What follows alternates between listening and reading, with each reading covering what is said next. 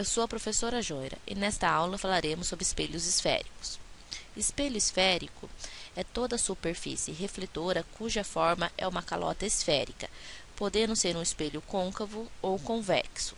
Um espelho é chamado côncavo quando a superfície refletora for interna e é chamado convexo quando a superfície refletora for externa.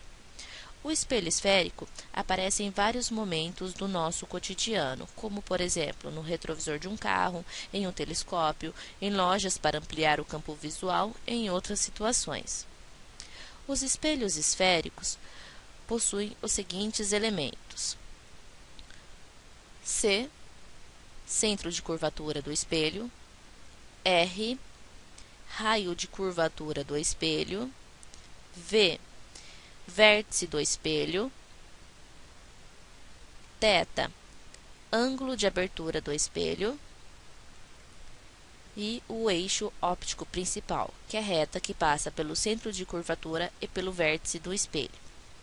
Devemos lembrar que o espelho esférico fornece imagens nítidas e com pouca deformação.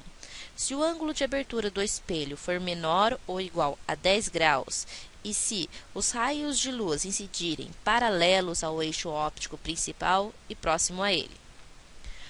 Quando um feixe de luz paralelo incide sobre um espelho esférico, paralelamente ao eixo óptico, o feixe de luz refletido nos espelhos côncavos são convergentes, ou seja, passam por um único ponto chamado de foco.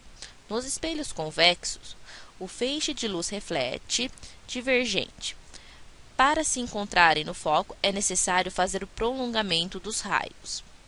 Medindo a distância entre o foco e o vértice, verificamos que ela corresponde à metade do raio de curvatura do espelho e é chamada de distância focal.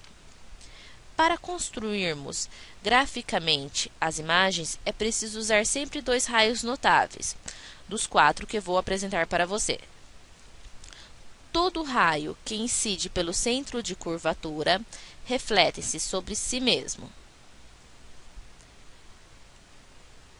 Todo raio que incide pelo foco reflete-se paralelo ao eixo óptico principal.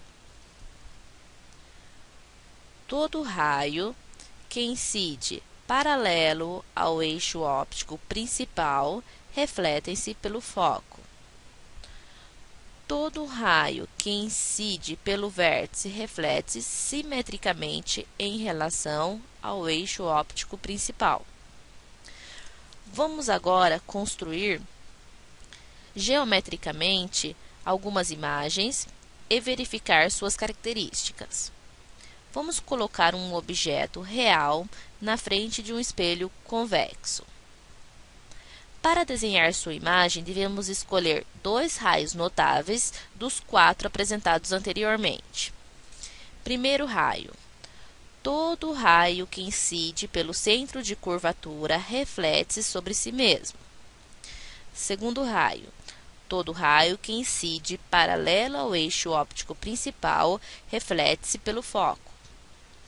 Veja que nesse caso foi necessário fazer o prolongamento dos raios.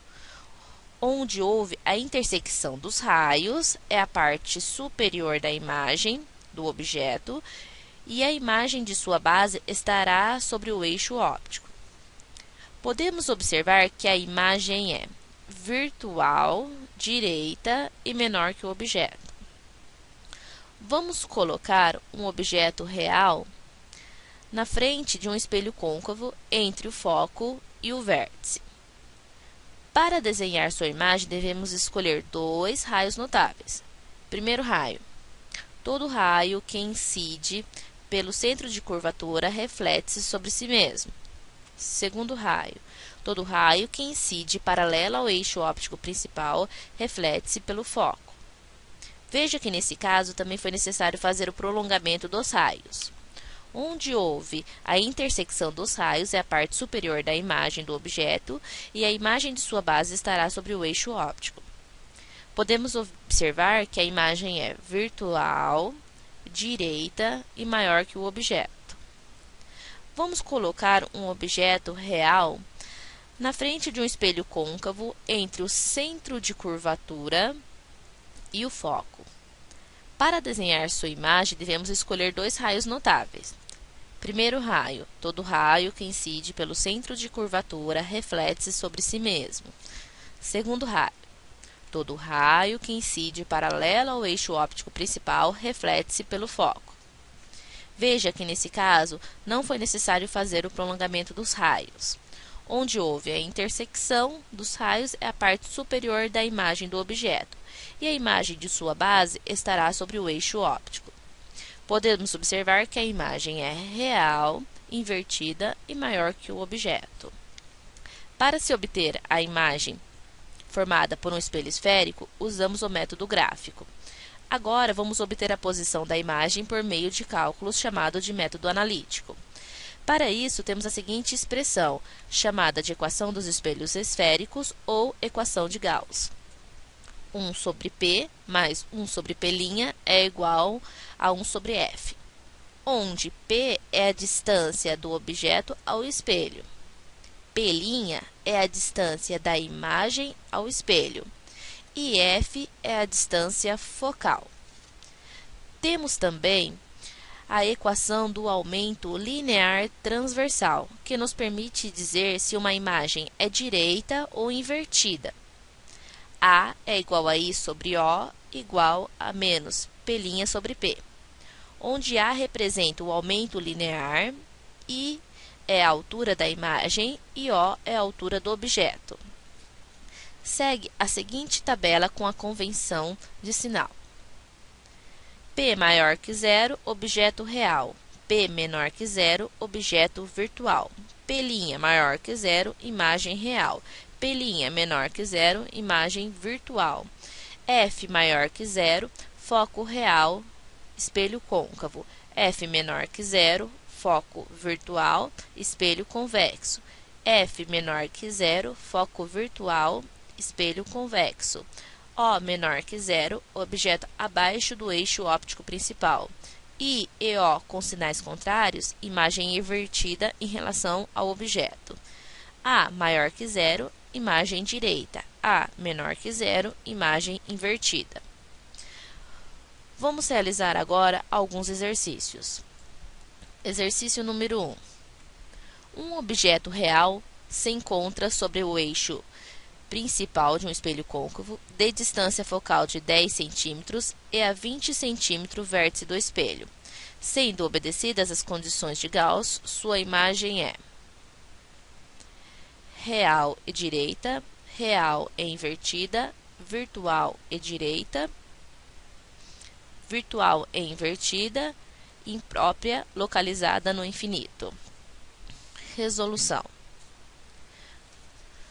Como o objeto real se encontra sobre o eixo principal de um espelho côncavo, de distância focal 10 cm e a 20 cm do espelho, ele está em cima do centro de curvatura.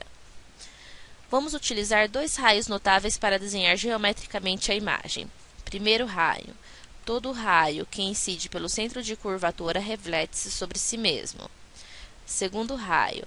Todo raio que incide paralelo ao eixo óptico principal reflete-se pelo foco. Veja que, nesse caso, não foi necessário fazer prolongamento dos raios. Onde houve a intersecção dos raios é a parte superior da imagem do objeto, e a imagem de sua base estará sobre o eixo óptico.